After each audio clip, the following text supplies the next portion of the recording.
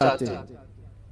वयअबल्लाहु इल्ला अन युतिम्मा नूरह, और अल्लाह तबारक व तआला इस चीज को होने नहीं देगा, वो अपने नूर को मुकम्मल करके रहेगा। दूसरी आयत में रब तआला फरमाता है वल्लाहु मुतिम्मु नूरिही वलौ करिहल काफिरून। अल्लाह ताला अपने इस नूर को, नूर किसको कहा गया है? इस्लाम भी नूर है, कुरान भी नूर है और हुजूर की जात भी नूर है। और इस नूर को रब तबारक व तआला सुबह क़यामत तक कायम रखेगा। वलौ करिहल काफिरून, काफिरों को अगरचे ये बात अच्छी न लगती हो, किसी को अच्छी लगे न लगे, लेकिन रब ताला इसको जिंदा रखे। तो इस्लाम पर कभी ऐसा वक्त नहीं आया कि पूरे सफ़े हस्ती से इस्लाम खत्म हो गया हो, पूरा का पूरा मिट गया हो और उसके बाद फिर दोबारा इसको जिंदा किया गया हो। ऐसा कभी नहीं हुआ। हाँ, करबला जरूर हुआ है, बद्र और हुनैन भी हुए हैं, उहद और खंदक भी हुए हैं, चंगेज और ततारियों ने कत्ले आम भी किया है, तारीख में खून बहुत किया गया है, लेकिन कभी ऐसी चीज नहीं बता सकते कि पूरा का पूरा इस्लाम धरती से मिटा दिया गया, खत्म कर दिया गया। इम्पॉसिबल है, होगा भी नहीं और अब भी नहीं होगा। तो फिर आप सबको डर कर जीने की जरूरत क्या है? जब अल्लाह ने कुरान में यह वादा फरमाया कि सुबह क़यामत तक इसको रोशन रखेगा, तो नहीं मरोगे मेरे अजीज। इक्का दुक्का जो कुर्बानियां होंगी वो करबला वालों के सदक़े कबूल कर ली जाएंगी। कुर्बानियां जो होंगी, जो आज पेश की जा रही हैं, लेकिन इस्लाम था और इस्लाम है, इस्लाम रहेगा। इसकी हक्कानियत की बुनियाद पर यह जिंदा रहेगा, मुसलमानों की टोपियों से नहीं। तुम्हारे चलत फिरत की वजह से इस्लाम जिंदा रहेगा ऐसी गारंटी नहीं है। इस्लाम हक मजहब है, वो अपनी हक्कानियत की बुनियाद पर जिंदा रहेगा। कुरान अल्लाह का कलाम है, उसकी हक्कानियत की बुनियाद पर वो जिंदा रहेगा। ये तो हमारा और तुम्हारा इम्तिहान है कि हम इस पर कितने अमल करते हैं, हम इस पर कितने कारबंद रहते हैं, हम इस पर कितना यकीन करते हैं। आपसे मैं पूछता हूं, क्या इस्लाम के लिए जितने सीरियस हो आप, जितनी मोहब्बत करते हो, दिलो जान से चाहते हो, तो क्या इस्लाम के लिए आप हकीकत में सीरियस हो, हकीकत में मोहब्बत करते हो? अगर हकीकत में मोहब्बत करते हो तो क्या इस्लाम को अपने घर में भी पसंद करते हो? आप तो बोलेंगे कि हाँ, इस्लाम को मैं घर में पसंद करता हूं। अपनी जात पे इस्लाम को पसंद करते हो? सबसे बड़ी बात है, ये जिम्मेदारी की बात है कि जिस चीज से आप मोहब्बत करते हो वो चीज आपके घर में होना चाहिए। तो आप एक नजर जाकर देखें कि मेरे घर में इस्लाम नजर आता है या नहीं। मेरी औरत पर, मेरी बच्चियों पर, मेरी बहनों पर इस्लाम दिखता है कि नहीं दिखता? ये तुम्हारी जिम्मेदारी है। सड़कों पर इस्लाम जिंदाबाद के नारे लगाना और घरों से इस्लाम को दूर करना, ये नाइंसाफी है। ये हम इस्लाम के साथ नाइंसाफी कर रहे हैं। अगर आपको इस्लाम पसंद है तो अपने घर में भी पसंद हो, अपने चेहरे पर भी पसंद हो, अपने लिबास में भी पसंद हो। लेकिन जो दुगली पॉलिसी आप उसको अमल कर रहे हो कि जुबान से इस्लाम के पसंद होने का नारा लगाते हो और जब अमल के मैदान में आए तो किसी और के अमल पर चल पड़ते हो। एक बात याद रखना ऐ नौजवानों, बहुत सारी आज ऐसी हरकतें मैं देखता हूं, ट्रेंड बनता जाता है किसी सेलिब्रिटी को देखना और उसके फैन हो जाना, दुनियावी एतबार से, इस्लामी एतबार से नहीं। और नौजवानों ने नक्शे सब बदल डाले, कपड़े भी फाड़ कर पहनने लग गए, कानों में बालियां भी डाल दी, नथ आनी बाकी है और चूड़ियां पहनना भी बाकी है। लेकिन तकरीबन जो कोई पर्दे सीमी में तुम्हें दिखाएगा, यानी टेलीविजन पर कोई बहुत ज्यादा मुजरे करके दिखाएगा, वो तुम्हारा आइडियल बन जाता है, उसकी हरकतों पर अमल करने लग जाते हो।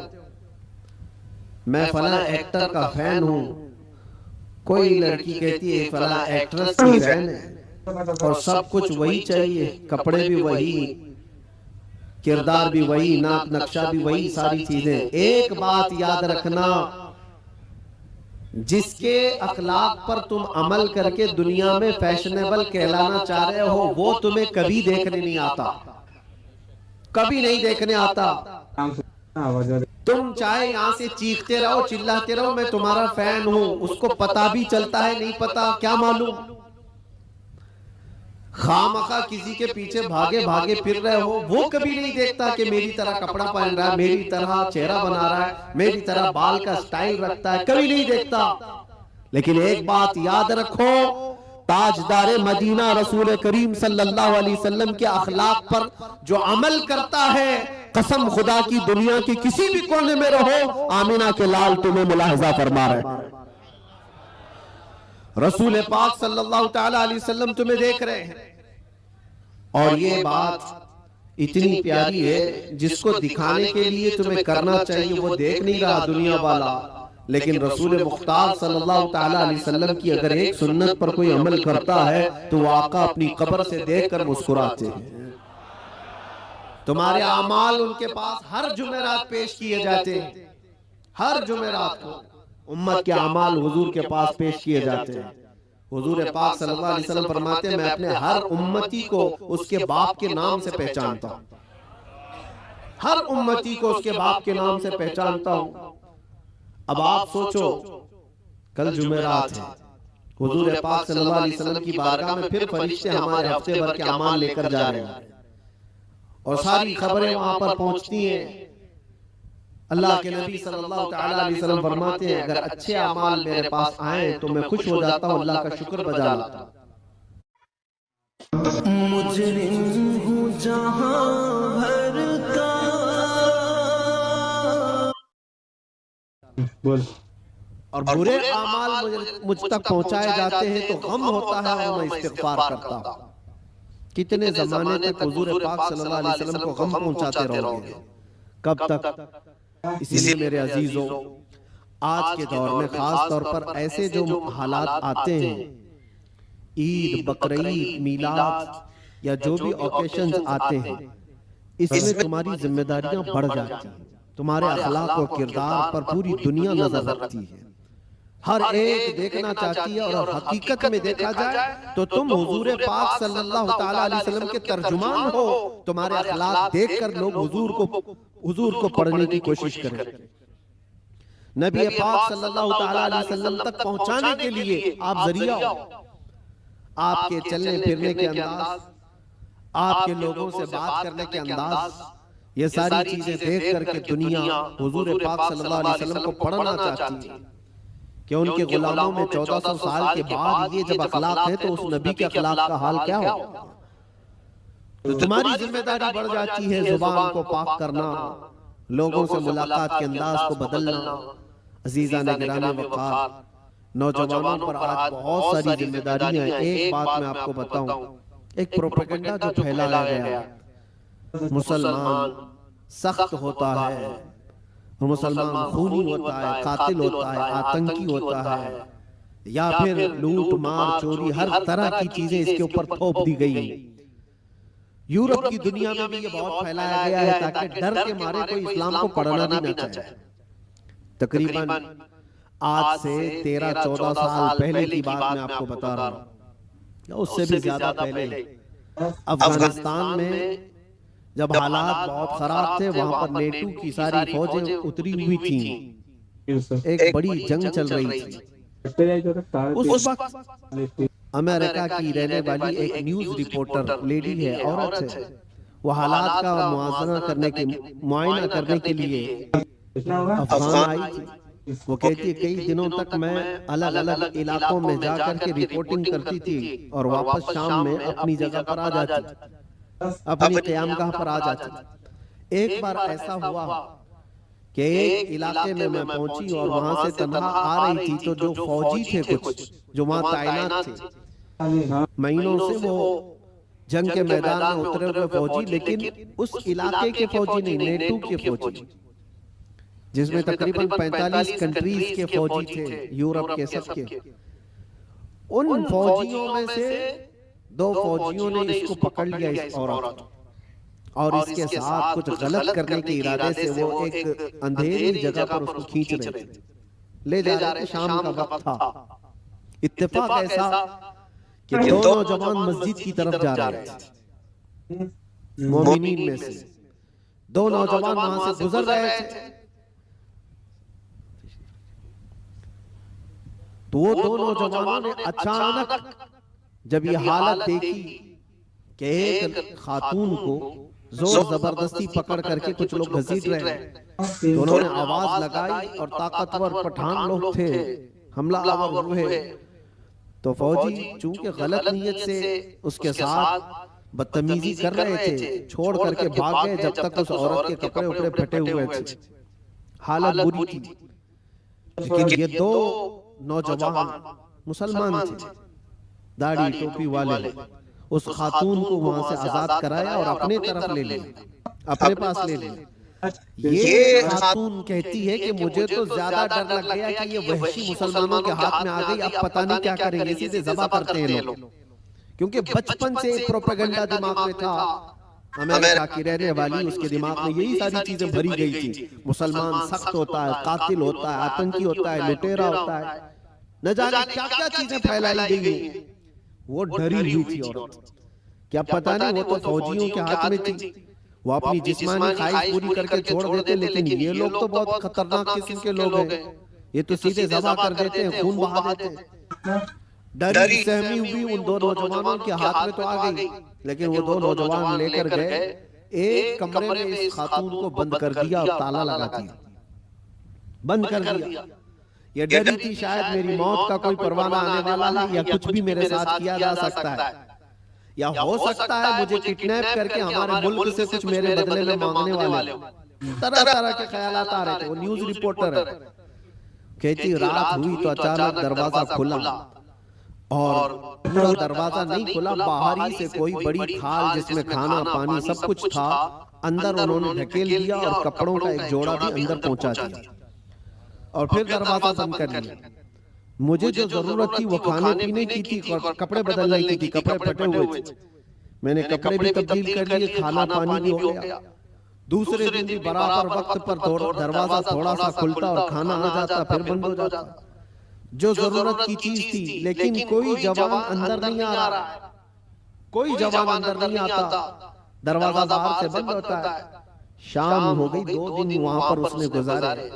उसके बाद वो कहती है कि उसके सिफारत खाने के लोग, उसके एम्बेसी के जिम्मेदार लोग आए उन नौजवानों के साथ। जब दरवाजा खोला और उनकी जुबान, उसी औरत की जुबान में बात किया और कहा कि हम तुम्हारे सिफारत खाने से आए हैं। इन नौजवानों ने आकर हमें ये इत्तिला दी कि फला मुल्क की इस तरह की एक खातून मजलूम थी, हमने उसको पनाह दिया है, उसकी हिफाजत की है, आप आए, अपनी औरत को ले जाएं और उसके मुल्क तक सही सलामत पहुंचाएं।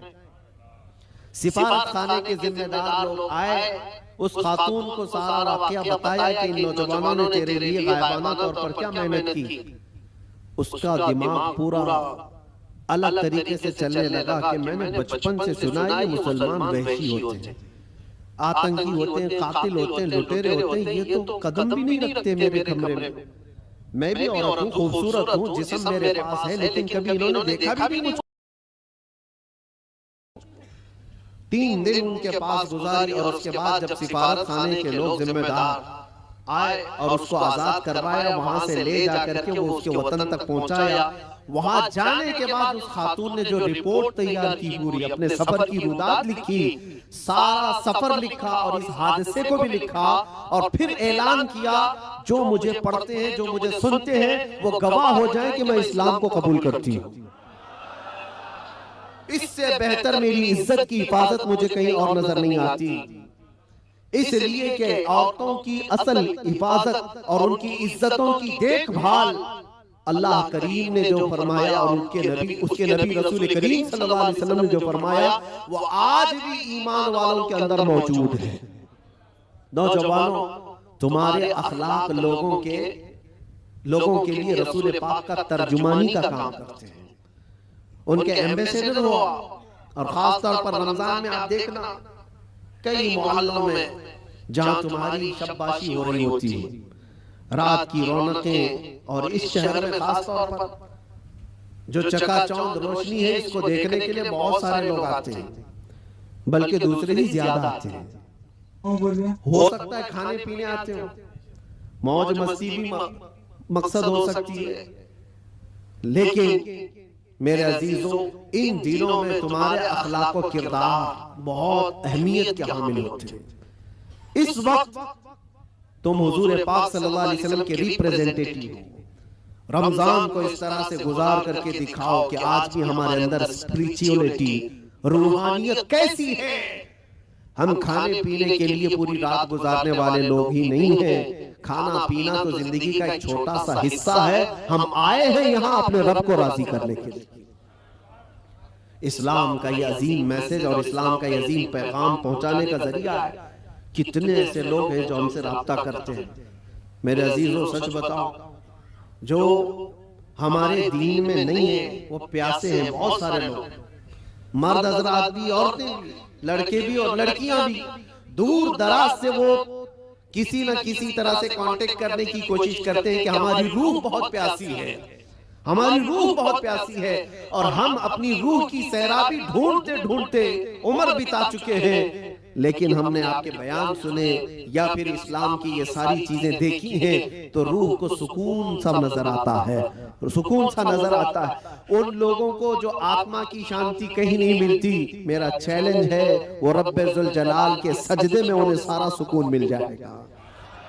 इसलिए कि बनाया हुआ पालनहार हकीकी का ये जिस्म है, अल्लाह का बनाया हुआ ये जिस्म है। और उसी ने कुरान में ये फरमाया, अला बिज़िक्रिल्लाहि तत्मइन्नुल कुलूब, आगाह हो जाओ, अल्लाह के जिक्र में ही तुम्हारे दिलों का सुकून है, अल्लाह के जिक्र में तुम्हारे दिलों का इत्मीनान है। और ये इत्मीनान करने के लिए तो रमजान है। आप देखना, यहां से उसी आदमी का भागने का मन करता है मस्जिद से जिसका दिल काला हो चुका होता है, जिसका दिल पत्थर से सख्त हो गया हो। वो गिर रहा होता है, घड़ी की सुइयां देख रहा होता है कि कब उठूं यहां से भागूं। लेकिन जिसका दिल अल्लाह से लग गया है, वो तो जोहर के बाद असर का इंतजार कर रहा होता है। क्योंकि हदीस पाक में हुजूर सल्लल्लाहु अलैहि वसल्लम ने ये फरमाया कि 7 लोग ऐसे हैं जिनको कयामत के दिन भी अल्लाह अपने अर्श का साया अता फरमाएगा। वो 7 लोगों में से एक ऐसा आदमी है, रजुलुन तअल्लक़ क़ल्बुहु बिल मसाजिद, ऐसा आदमी जिसका दिल हमेशा मस्जिद में लटका हुआ रहता है। दिलों का सुकून रब्बे जुल जलाल के हुजूर है, और ये पूरी दुनिया को बताने की भी जरूरत है। आज नफ्सा नफ्सी का दौर है, मादियत परस्ती है। लोग आज चाहे वो जितने भी चमत्कार देख करके भागे, लेकिन मेरा एक यकीन है मेरे अजीजों, रूह का सुकून उन्हें कहीं नहीं मिलता। पैसे भी बर्बाद किए हुए बहुत सारे लोग हैं, दौलत को बेहिसाब खर्च करके अपना आराम ढूंढने वालों को भी मैं जानता हूं, लेकिन फिर भी उनको वो रूहानी सुकून नहीं मिलता। क्योंकि हमें यकीन है कि ये पूरी जो बॉडी है, ये पूरा जो जिस्म है, किसी और ने नहीं बनाया, अल्लाह रब्बुल इज्जत ने बनाया। और वही बेहतर जानता है, और उसी की तरफ से अगर कल्ब को सुकून मिला तो मिल सकता है, बाकी कोई ताकत तुम्हें सुकून नहीं दे सकती, कोई ताकत नहीं। कोरिया का एक शख्स बहुत मालदार, बहुत मालदार, बल्कि मैं आपको बताऊं, मुल्क का ऐसा मालदार जो मुल्क की हुकूमतें बदल देता। मैं पूरे नाम के साथ तफसील में नहीं जा रहा हूं, लेकिन वो एक बहुत बड़ी मोबाइल कंपनी का मालिक, पूरी दुनिया को मोबाइल पहुंचाया, सारी चीजें किया, लेकिन उसका आखिरी वक्त आप अगर मुताला करोगे तो बेचारा ऐसा बिस्तर पर आ गया कि एक रोटी उसके हलक में नहीं जा पाती थी। उसका बेटा उसकी जगह लिया, लेकिन डॉक्टर्स की जो फीस बताई जाती है ना, जो खर्चा होता है, वो एक एक डॉक्टर को पर डे वो लोग 1 करोड़ रुपए खर्च करने को तैयार थे कि कोई इसको बिस्तर से उठाए। ये एक्टर लोग टीवी के 10 एपिसोड से जितना कमाते हैं ना, यूट्यूबर्स एक वीडियो बना के उससे ज्यादा कमा लेते हैं। बिठाए, माल की कोई कमी नहीं, समंदर जैसा उनके पास पैसा, उनका हिसाब ना हो, बेहिसाब। लेकिन एक शख्स को बिस्तर से उठाने के लिए वो सारी दौलत खर्चा करने को तैयार है, लेकिन कोई डॉक्टर 4 साल तक उस बंदे को उठा नहीं सकता। वो कोमा की हालत में रहा, जिस हालत में रहा, 4 साल के बाद करोड़ों की फीस लेकर डॉक्टरों ने हाथ उठा दिया और कहा कि हमारे बस का काम नहीं है, खत्म हो चुका है। यहाँ याद रखो ऐ नौजवानों, दुनिया में कोई ताकत न तुम्हें खड़ा कर सकती है न बिठा सकती है। कुरान में रब तआला फरमाता है वइयमसस्कल्लाहु बिदुर्रिन फला काशिफ लहु इल्ला हु वइयमसस्क बिखैरिन फला राद्द लिफज़लिहि युसीबु बिही मन यशाउ मिन इबादिही। ये आयत अक्सर हम जेल में भी पढ़ा करते थे। अल्लाह ताला कुरान में फरमाता है अगर अल्लाह रब्बुल इज्जत किसी को कोई मुसीबत दे दे, पूरी दुनिया मिलकर के वो मुसीबत हटा नहीं सकती, और अल्लाह किसी को नवाज दे तो पूरी दुनिया मिलकर के भी उस नवाजिश को रोक नहीं सकती, नहीं रोक सकती। और ये सारा इत्मीनान क़ल्ब उसी बारगाह में मौजूद है, उसी रब्बुल आलमीन की बारगाह में मौजूद है। आज तुम्हें वापस बुलाने के लिए